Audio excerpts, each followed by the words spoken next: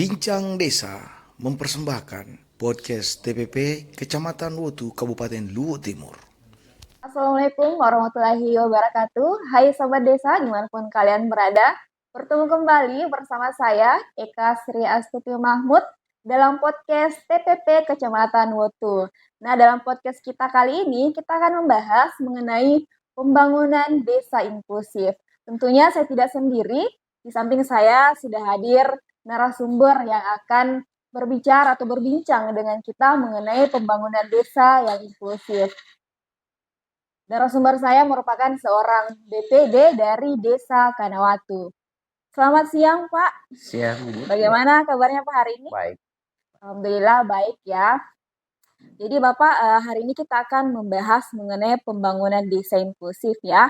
Di mana pembangunan desa inklusif ini bagaimana partisipasi atau keterlibatan warga dalam pembangunan yang ada di desa. Baik itu warga marginal, warga rentan, kelompok perempuan, kelompok lansia. Nah, kita akan membahas lebih jauh nanti dengan narasumber kita. Nah, Bapak kan sebagai BPD di desa, Pak ya. Ya. Nah, bagaimana Bapak selaku BPD dalam menggali aspirasi warga desa, terutama warga rentan yang ada di desa, Pak? Bisa mungkin diceritakan kepada Sobat Desa? Ya. Sebenarnya kami sebagai BPD itu sudah kewajiban kami itu untuk mengawal aspirasi masyarakat. Tentunya itu dari awal itu harus kita terjun di masyarakat dulu untuk menampung apa aspirasi mereka, tentu dengan musyawarah dusun, mengunjungi kelompok-kelompok yang mungkin ada usulan-usulan yang mereka mau sampaikan kepada kami dan kami akan kawal nantinya.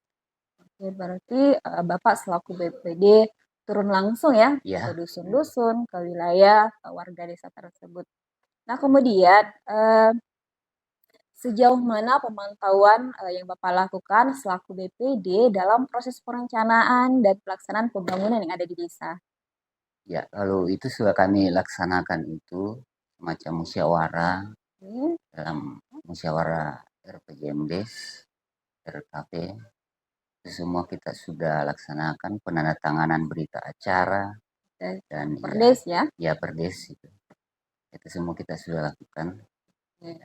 Berarti itu dalam perencanaan sudah dikawal, dipantau mulai dari penyusunan RPJM, RKP-nya, APBDes-nya. Nah, kemudian kalau dalam pelaksanaannya nih Pak, dalam pelaksanaan usulan-usulan tadi, bagaimana BPD mengawal hal tersebut?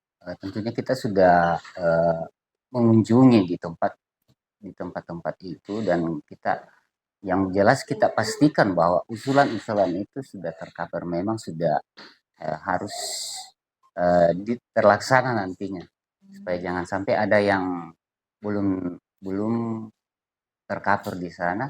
Kita BPD tidak mengawal, jadi kita harus mengawal lebih jauh lagi ya. Ya, berarti harus dipastikan ya apakah memang usulan tersebut terlaksana. Ya, betul. Nah, kegiatan seperti apa nih Pak yang Bapak hadiri di desa yang melibatkan kelompok rentan di dalamnya?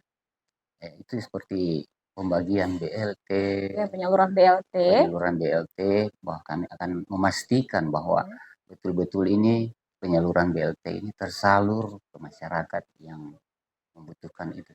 Oke. Nah, kemudian sekiranya nih Pak ada permasalahan di warga desa ya, terutama warga rentan. Nah, bagaimana caranya BPD dalam menangani permasalahan tersebut? Sekiranya itu ya tentu kita harus memanggil mereka untuk memberikan penjelasan terkait dengan masalah-masalah yang mereka hadapi. Dikonfirmasi dulu ya? Ya, dikonfirmasi kepada mereka. Kemudian setelah dikonfirmasi, dibahas? Dibahas, ya kami bahas bersama anggota BPD, terus kami menyampaikan ke pemerintah desa. Berarti permasalahannya itu dibahas dengan BPD kemudian dengan pemerintah desa untuk mencari solusi Pak ya tentunya, yang sesuai dengan permasalahannya. Ya, betul.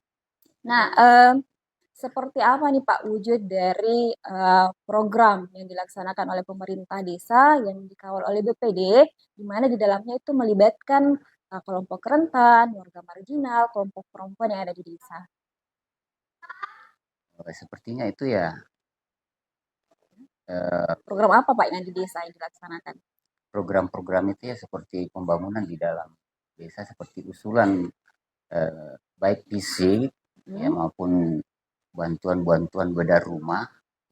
Ya itu tentunya semua itu berpengaruh di kalangan kelompok-kelompok yang rentan, khususnya bagi yang miskin, warga miskin. Seperti yang tadi Bapak sebutkan ada bedah rumah, Ada beda, yang ya, mendapatkan bedah rumah itu yang warga miskin. miskin ya. Oke. Kemudian yang fisik lainnya Pak, mungkin ada pekerjaan di persawahan mungkin. Seperti kelompok-kelompok tani, Ya. ya itu semua ada tentunya banyak keluhan juga, tapi itu semua kita sudah berikan solusi bahwa seperti pengairan jalan tani itu semua kita upayakan supaya semua itu tercover semua di usulan-usulan mereka itu dilaksanakan. Berarti dalam pembangunan di desa Kanawatu ini telah melibatkan ya unsur-unsur masyarakat ya, baik itu kelompok marginal, kelompok rentan, lansia, kemudian warga miskin juga ya, kelompok-kelompok tani juga ya Pak dilibatkan di dalamnya.